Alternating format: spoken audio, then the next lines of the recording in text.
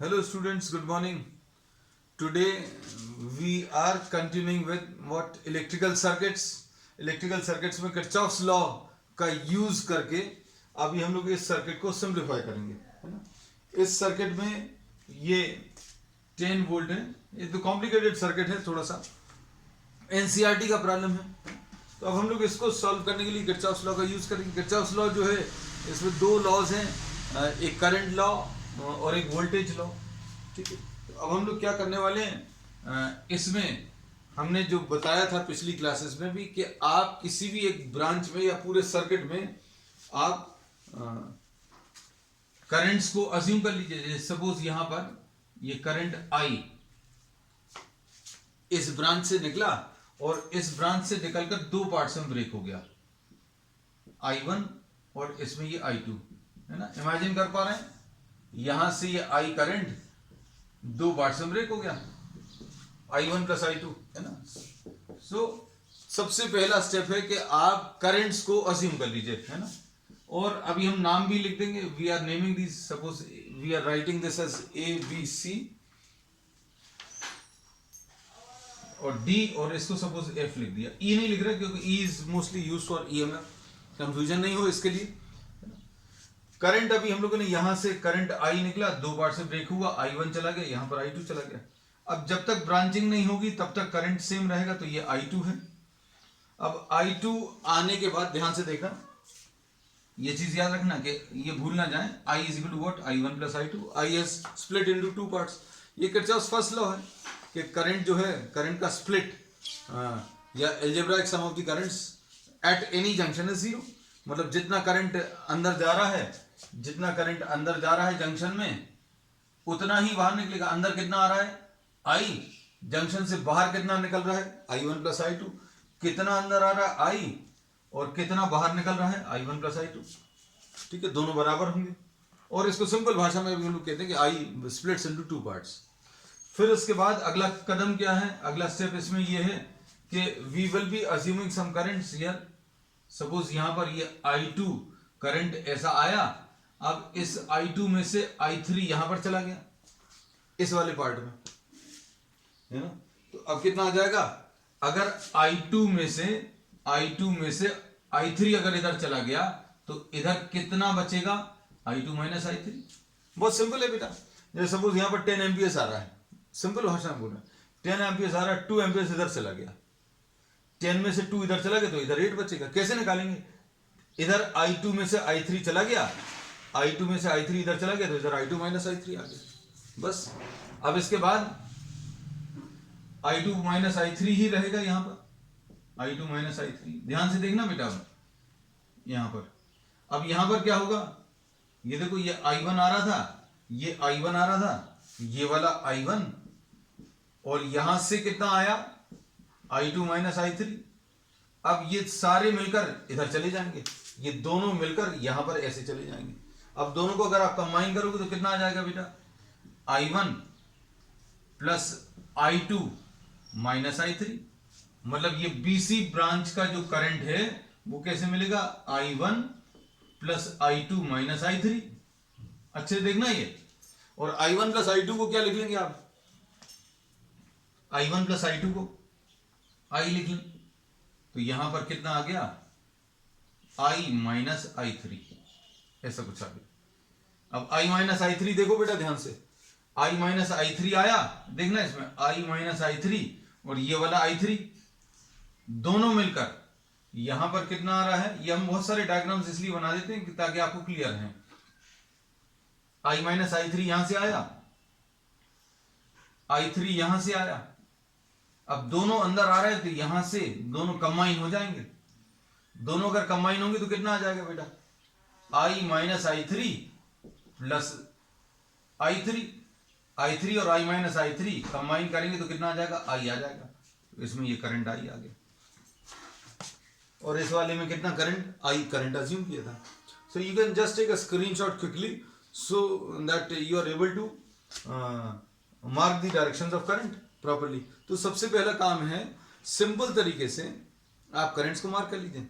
नहीं, अगर आपको ये सब चीजें क्लिक करती तो आप I1 I2 I3 I4 ऐसे बहुत सारे लोग हैं, है ना, बहुत सारे लोगे, फिर आप हर जंक्शन पर क्या करोगे, किरचॉफ्स फर्स्ट लॉ अप्लाई करोगे, क्या कि करंट जितना अंदर जा रहा है उतना ही बाहर निकल रहा है, तो रिलेशन अल्टीमेटली जो मिलेंगे वो ऐसे कुछ मिलेंगे। और जरूरी नहीं है आप ऐसा कुछ लें, ये प्रीवियस क्लास में भी अभी हमने आपको बताया कि सर्किट में आप करंट को अज्यूम करना तो किसी और तरीके से अज्यूम किया जा सकता है। तो किरचॉफ्स लॉ का सबसे बड़ा फायदा ये है that you can assume any direction of current which is compatible with what, the Kirchhoff's first law। फिर अगला काम क्या है, अगला काम है, ध्यान से सुनना, कि हायर और लोअर पोटेंशियल वाले पॉइंट्स को मार्क करना। भाई current always flows from higher potential to lower potential, current का फ्लो हमेशा हायर पोटेंशियल से लोअर पोटेंशियल होता है। भाई अगर इसमें करंट ऐसा जा रहा है तो ये वाला पॉइंट जो है H रहेगा और ये वाला पॉइंट L रहेगा, हायर पोटेंशियल से लोअर पोटेंशियल। ये एक टेक्निक है, एक सिंपल टेक्निक है, हायर से लोअर करंट, H और L लिख लिया, H for higher, L for lower. जब आपकी प्रैक्टिस अच्छी हो जाएगी तो ये H और L लिखने की भी जरूरत नहीं पड़ेगी, you just have to practice this. अब इसमें देखो, इसमें करंट ऐसा जा रहा है, करंट अगर ऐसा जा रहा है तो करंट का फ्लो कैसा रहेगा, हायर से लोअर, मतलब हायर से लोअर, मतलब अभी हम लोग इस पॉइंट को H मार्क कर सकते हैं और रेजिस्टेंस के नीचे वाले पॉइंट को L मार्क कर सकते हैं।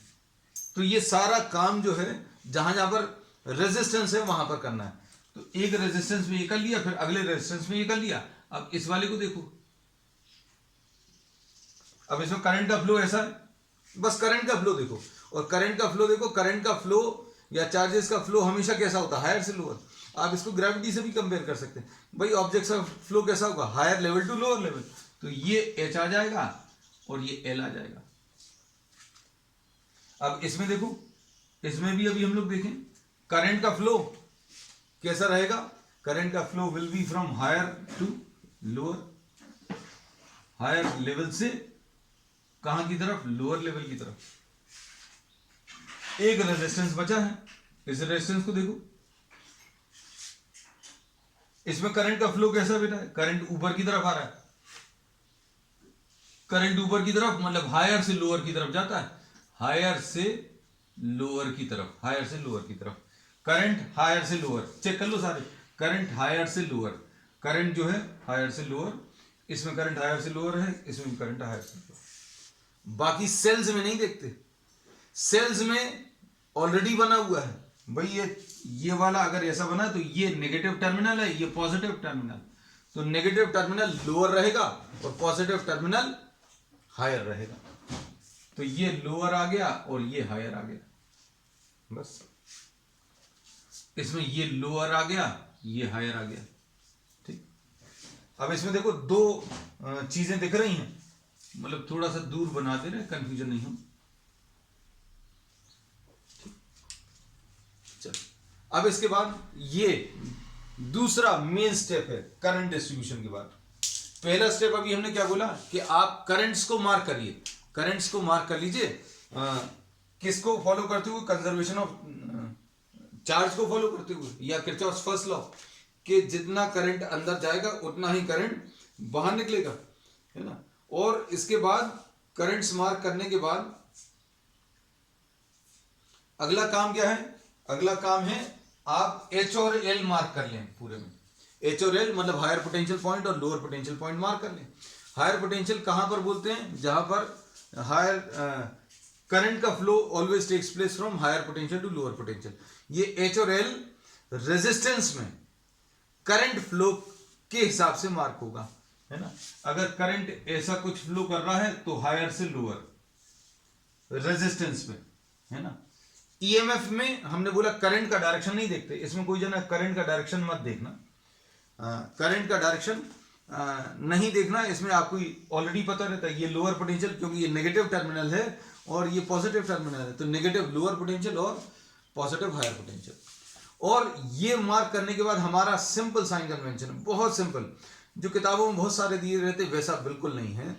हमने बोला राइज जो है वो पॉजिटिव लेना है, हर जगह जीवन में भी आपके राइज जो है वो पॉजिटिव रहेगा और फॉल जो है वो नेगेटिव रहेगा, बस सिंपल है, इतना सा ही फॉलो करेंगे।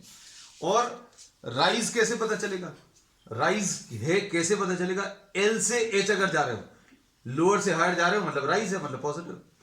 एच से एल अगर जा रहे हो, हायर से लोअर अगर आप जा रहे हो, तो हायर से लोअर आप आम जिंदगी में भी देखो, मतलब नीचे जा रहे हो, नीचे जा रहे हो मतलब डिक्रीज है, और डिक्रीज मतलब नेगेटिव, है ना। इतना सिंपल सा साइन कन्वेंशन अभी हम लोग यूज करते हैं। अब इसमें अभी हम लोग किरचॉफ सेकंड लॉ यूज करें, एबीसीए। एबीसीए अगर आप देखें, इसमें देखो बेटा ध्यान से, ए से बी जाएंगे, बी से सी जाएंगे, सी से ए जाएंगे, और रास्ते में जितने भी एलिमेंट्स मिलेंगे उनमें पोटेंशियल डिफरेंसेस लिखते जाएंगे और उन सब का एडिशन जीरो कर देंगे। ये किरचॉफ का सेकंड लॉ है, that summation of V, summation of potential differences zero होगा। अब देखो ए से बी जाएं, ए से बी, बी से सी, सी से ए। इसमें देखो बेटा क्या आएगा, हायर से लोअर जा रहे हैं, ए से बी जाने में देखो, ये देखना अच्छे से, ए से बी जाने में हायर से लोअर, हायर से लोअर जा रहे हैं, हायर से लोअर जाने में मतलब क्या हो रहा है, डिक्रीज हो रहा है, मतलब नेगेटिव लिखेंगे तो माइनस साइन लिख देना, और माइनस, ये चूंकि रेजिस्टेंस है इसलिए माइनस आई आर, तो I1 इंटू 4। पोटेंशियल डिफरेंस जो रेजिस्टेंस का होता है वो कैसे लिखते हैं, आई आर लिखते हैं। अब आई आर को प्लस देना कि माइनस देना वो अभी हमने बता दिया। आप अगर ए से बी जा रहे हो, ए से बी जा रहा है तो हायर से लोअर, आप ऐसे करके देख लेना, लिटरली हायर से लोअर जाएंगे मतलब नीचे जा रहे हैं, नीचे जा रहे हैं मतलब डिक्रीज है, नीचे जा रहे हैं मतलब डिक्रीज, डिक्रीज मतलब नेगेटिव। हमारे जीवन में पैसा भी अगर डिक्रीज हो गया मतलब पैसा क्या हो गया, माइनस हो गया। तो ये सिंपल साइन कन्वेंशन है ना, बहुत सिंपल। अब इसके बाद बी से सी जाओ, बी से सी अगर आप जाएंगे तो क्या हो रहा, बी से सी जाने में एच से एल आ रहा है, एच से एल अगर आ रहे हो तो क्या हो रहा है, एच से एल अगर आप आ रहे हो तो क्या आएगा, डिक्रीज आएगा, डिक्रीज नेगेटिव रहेगा तो माइनस साइन भी लगा दिया। और आई आर लिखना है, करंट कितना है, I minus I three into R की वैल्यू कितनी है, 2 है, फिनिश। अब इसके बाद अगला क्या है, अगला फिर से एक रेजिस्टेंस है, ये ए से बी में रेजिस्टेंस हो गया, बी से सी में एक रेजिस्टेंस हो गया, सी से ए आएंगे तो दो चीजें, एक रेजिस्टेंस है और एक सेल है, दोनों के बारे में लिखेंगे। अब पहले तो सी से जब ए की तरफ आ रहे हो तो आप देखो रेजिस्टेंस मिल रहा है, और अभी हम लोग कैसा चल रहा है, सी से ए आने में, सी से ए आने में एच से एल आ रहा है, एच से एल मतलब minus I R, minus I into R की वैल्यू 1 है, हो गया। अब उसके बाद सेल को देखो, सेल में कैसा जा रहे हो आप, लोअर से हायर, ये देखो सेल में आप लोअर से हायर, क्योंकि आप ऐसा ट्रैवल कर रहे हो, ट्रैवल करते समय रास्ते में जो जो चीजें मिल रही सबके पोटेंशियल डिफरेंसेस लिखते जा रहे हो। अब लोअर से हायर, लोअर से हायर करके देख लेना, लोअर से हायर मतलब राइज, राइज मतलब पॉजिटिव, ये +10, और ये सारे लिख लिए हैं तो algebraic sum of potential differences 0, ये अप्लाई भी कर लिया किरचॉफ सेकंड लॉ, है ना। अब इसमें अगर अभी हम लोग इसको थोड़ा सा और सिंप्लीफाई करके लिख लें तो ये कितना आ जाएगा बेटा, -4I1 -2I +2I3 -I +10 = 0, ऐसा कुछ आएगा। चेक करते जाना बेटा सभी लोग, है ना। अब ये कितना आ जाएगा, -2I -I, ये -3I -4I1 +2I3 = 0, ऐसा कुछ आएगा।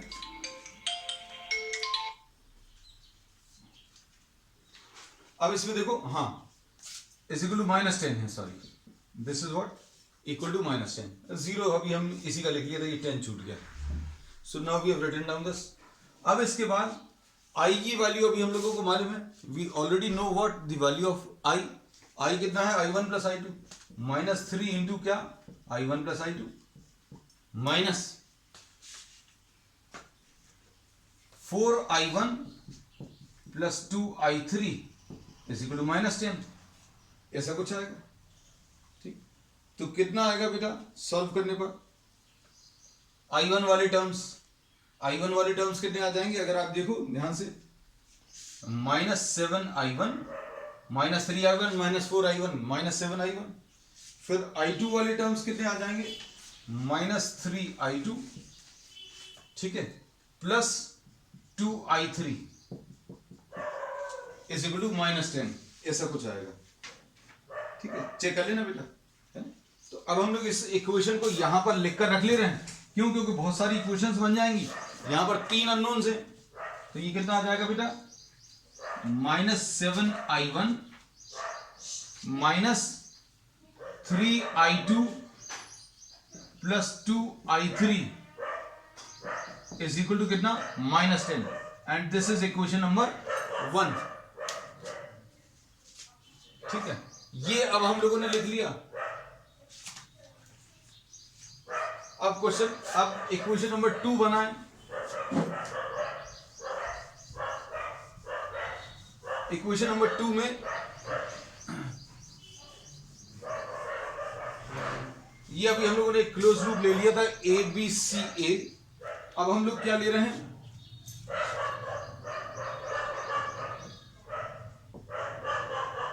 DBFD, ये वाला क्लोज लूप ले रहे हैं, D से B, B से F और F से D, अभी हम लोग ले रहे हैं, है ना। अब इसमें अगर अभी हम लोग चलें, कहां से चल रहे हैं, D से B जाएंगे, B से F जाएंगे और F से D जाएंगे। अब इसमें अगर अभी हम लोग लिखने की कोशिश करें तो D से B जाने पर, D से B अगर अभी हम लोग जाएंगे, ध्यान से देखना, D से B अगर जाएंगे तो कितना आएगा बेटा, ये हायर से लोअर जा रहा हो, हायर से लोअर, हायर से लोअर अगर अभी हम लोग जाते हैं, हायर से लोअर अगर अभी हम लोग जाएंगे तो डिक्रीज है, और डिक्रीज मतलब -I3 इंटू 2, ऐसा कुछ आ गया, -IR। फिर उसके बाद इसमें देखो, अब ये चेंज हुआ पहली बार रेजिस्टेंस में, हम लोग C से B जब जाएंगे, D से B जाने में ऊपर की तरफ जा रहे हो, आप लोअर से हायर जा रहे हो, इस वाले रेजिस्टेंस में आप ऊपर की तरफ जा रहे हो, ऊपर की तरफ जब आप जा रहे हो मतलब लोअर से हायर, लोअर से हायर की तरफ जा रहे हो। इसमें आपको ये नहीं देखना कि आप कैसा चल रहे हो, आप ऐसा चल रहे हो, ऐसे चलते समय हायर से लोअर गए, लेकिन इस रेजिस्टेंस में लोअर से हायर गए, लोअर से हायर अगर जा रहे हैं तो लोअर से हायर में +IR, क्योंकि राइज रहेगा, लोअर से हायर अगर अभी हम लोग जा रहे हैं तो क्या होगा, राइज रहेगा, और राइज कैसा रहेगा, प्लस रहेगा, तो +I - I3 इंटू R लिख लिया। उसके बाद नेक्स्ट है, नेक्स्ट ऐसा चले, ऐसा चले, अब ये आ गया, अब ऐसे में अगर आएंगे तो हायर से लोअर जा रहे हैं, सेल में, सेल में हायर से लोअर अगर अभी हम लोग जाएंगे तो क्या होगा, हायर से लोअर पोटेंशियल, हायर पोटेंशियल से लोअर पोटेंशियल मतलब डिक्रीज, डिक्रीज मतलब कितना रहेगा, -5 इज इक्वल टू 0, ऐसा कुछ आएगा। अब इसको सॉल्व करो, -2I3 plus 2I -2I3 is equal to 5, ऐसा कुछ आएगा।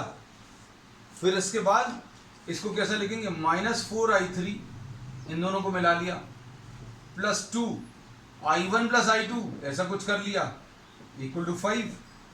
I की वैल्यू अभी हम लोगों ने I1 प्लस I2 ये सभी जगह रखना है, तो फाइनली इक्वेशन क्या बनेगी, 2I1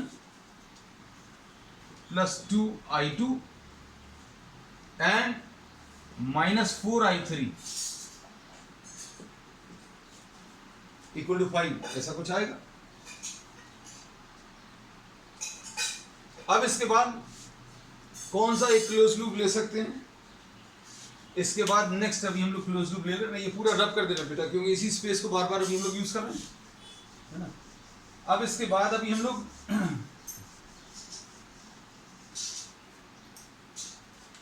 ACDA, इसमें ये चीज देख लेना कि भाई जितने अननोन्स हैं, जितने अननोन्स हैं उतने नंबर ऑफ इक्वेशंस फॉर्म करनी पड़ेंगी, उतनी नंबर ऑफ इक्वेशंस मतलब उतने क्लोज लूप लेने पड़ेंगे, है ना।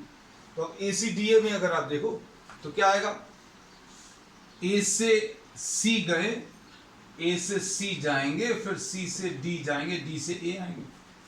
अब आप ऐसा जाने में हायर से लोअर जा रहे हो, सेल में आप हायर से लोअर जा रहे हो, मतलब डिक्रीज है, मतलब -10, डिक्रीज इन पोटेंशियल मतलब नेगेटिव। अब इधर देखो, इसमें रेजिस्टेंस में आप लोअर से हायर जा रहे हो, रेजिस्टेंस में लोअर से हायर, लोअर से हायर मतलब राइज, राइज इन पोटेंशियल मतलब positive, positive I into R. अब उसके बाद यहां पर आ जाओ, इस वाले में, इसमें कितना आ जाएगा, हायर से लोअर जा रहे हो इसमें, इस वाले में, सॉरी आई एम सॉरी, अगर आप ऐसे में चल रहे हैं तो क्या हो रहा है, लोअर से हायर जा रहे हो। इस रेजिस्टेंस में अगर आप देखो तो लोअर से हायर की तरफ मूव कर रहे हो, लोअर से हायर अगर मूव कर रहे हो, लोअर से हायर पोटेंशियल, लोअर से हायर पोटेंशियल का मतलब क्या है, राइज है, तो प्लस I3 इंटू 2 ऐसा कुछ आएगा। ठीक है, अब उसके बाद ये हो गया, ये हो गया, ये हो गया। अब इधर आ जाओ, अब इसमें कैसा चल रहे हो, इसमें भी लोअर से हायर की तरफ जा रहे हैं, लोअर से हायर की तरफ जा रहे हैं, तो rise in potential, lower potential से हायर पोटेंशियल की तरफ, लोअर पोटेंशियल से हायर मतलब राइज इन पोटेंशियल, मतलब plus I R, plus I2 into 4 is equal to 0। बस इक्वेशंस फॉर्म हो गई। अब इसमें I की वैल्यू I1 प्लस I2 अगर आप रख लें तो कितना आ जाएगा, I1 plus I2 plus 2I3 plus 4I2 is equal to 10, ऐसा कुछ आएगा। तो इक्वेशंस क्या बनेगी बेटा, I1 plus 5I2 plus 2I3 is equal to 10। ठीक है, I1 plus 5I2 plus 2I3 equal to कितना, 10 आ जाएगा। तो ये सेकेंड इक्वेशन है, ये थर्ड इक्वेशन है। बस बेटा फिजिक्स का काम इतना ही था, फिजिक्स इसमें इतनी ही है, बाकी जो बचती है वो आपकी मैथ्स है ना। अब हम लोग क्या करेंगे कि अब इसको सिंप्लीफाई करने के लिए मैथमेटिक्स का यूज करना है ना। अब मैथ्स इसमें कैसी अप्लाई होगी, देखो आपको इनमें से I1 I2 I3 अगर निकालना है तो क्या करोगे आप, किसी एक इक्वेशन में, जैसे आप सपोज किसी एक इक्वेशन में I3, जैसे आप ये कर सकते हैं कि आप इसमें देखो इन दोनों इक्वेशंस को डायरेक्टली सबट्रैक्ट कर लो। सबसे पहला तो ये क्या होगा, I3 एलिमिनेट हो जाएगा, 2I3 है 2I3। फिर अगला काम क्या कर सकते हो, किसी भी एक इक्वेशन में 2 का मल्टीप्लिकेशन कर लो तो 4I3 बन जाएगा, और -4I3 दोनों को ऐड कर लेंगे तो भी काम बन जाएगा, है ना। तो अभी हमने तरीका आपको बता दिया, आप कुछ भी फॉलो कर सकते हैं, आपको जो मेथड मालूम हो। तो अभी हम लोग क्या लिखेंगे, -7I1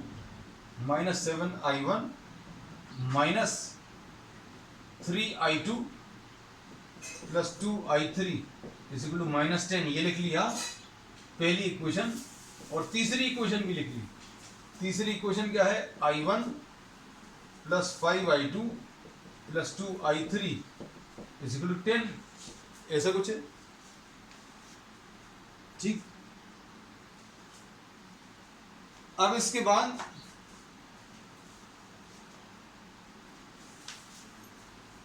इनको सब्ट्रैक्ट कर लो। सब्ट्रैक्ट अगर करेंगे तो कितना आएगा, -8I1, ठीक है, और -8I2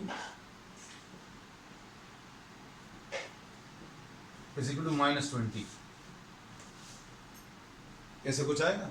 तो कितना आ जाएगा बेटा, 8I1 plus 8I2 is equal to 20 आ जाएगा, यानी कि 2I1 plus 2I2 is equal to 5।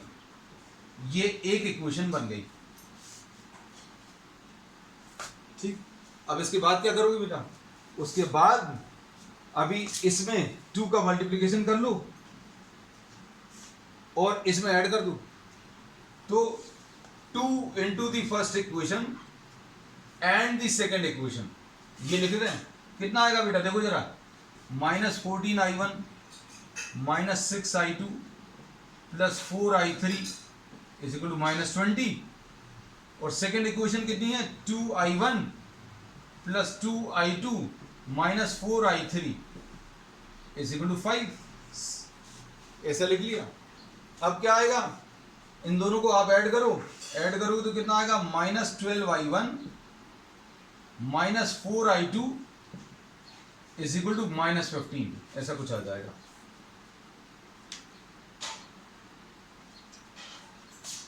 ऐसे ही आ रहा है।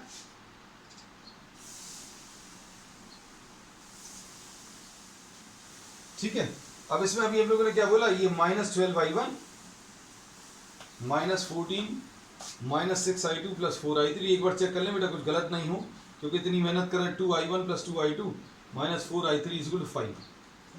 अब इन दोनों इक्वेशंस को अगर आप ऐड करें तो ऐसा कुछ बन जाएगा, minus 12i1 minus 4i2 is equal to minus 15, मतलब कितना आएगा 12i1 plus 4i2 is equal to 15। ठीक, ये फिफ्थ इक्वेशन। बस अब आप इन दोनों इक्वेशन को सिंप्लीफाई कर लो।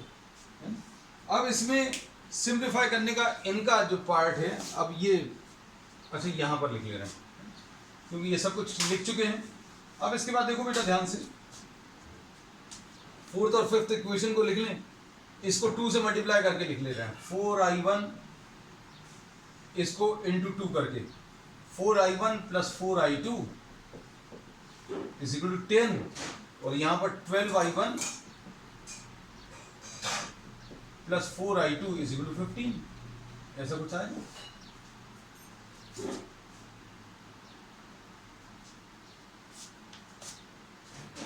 ठीक है, अब इसको सब्ट्रैक्ट करें तो कितना आ जाएगा, ये कैंसिल होगा, minus 8i1 is equal to minus 5, यानी i1 की वैल्यू 5/8, ऐसा कुछ आएगा।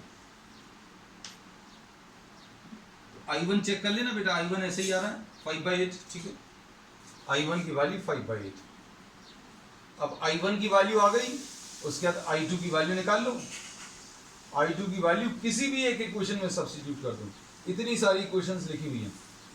2 इंटू इसी में रख लें 5/8 plus 2i2 is equal to 5, इसको रब कर दे रहे क्योंकि ये तो लिख लिया है। तो 2i2 is equal to 5 minus 10/8,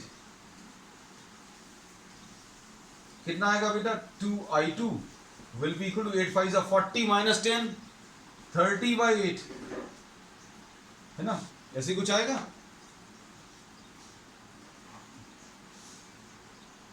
to 15 2 4 तो i2 की वैल्यू 15/8 आएगी।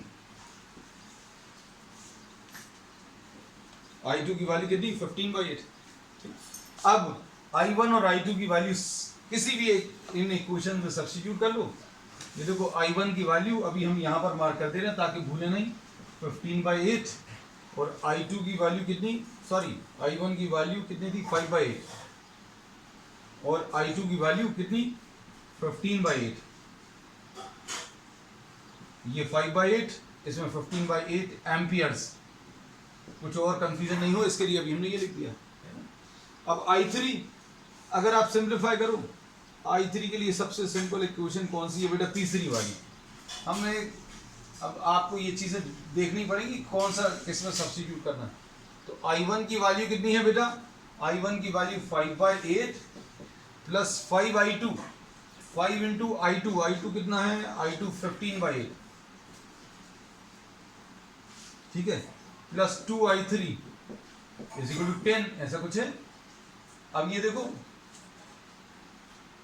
ये कितना आ जाएगा 75 प्लस 5 80/8, 80/8 यानी 10 आ जाएगा, ये पूरा 10 आ जाएगा, मतलब 2i3 will be equal to 10 minus 10, i3 की वैल्यू 0 आ जाएगी।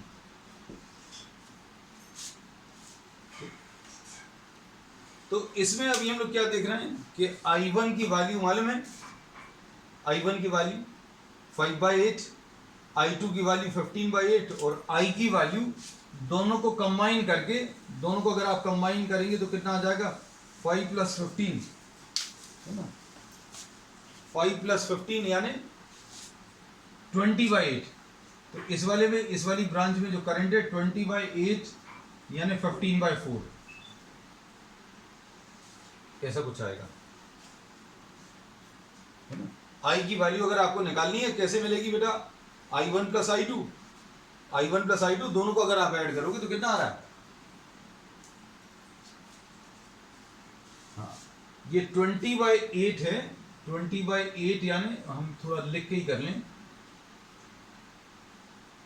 10/4, हाँ ये कुछ 10/4 यानी 5/2,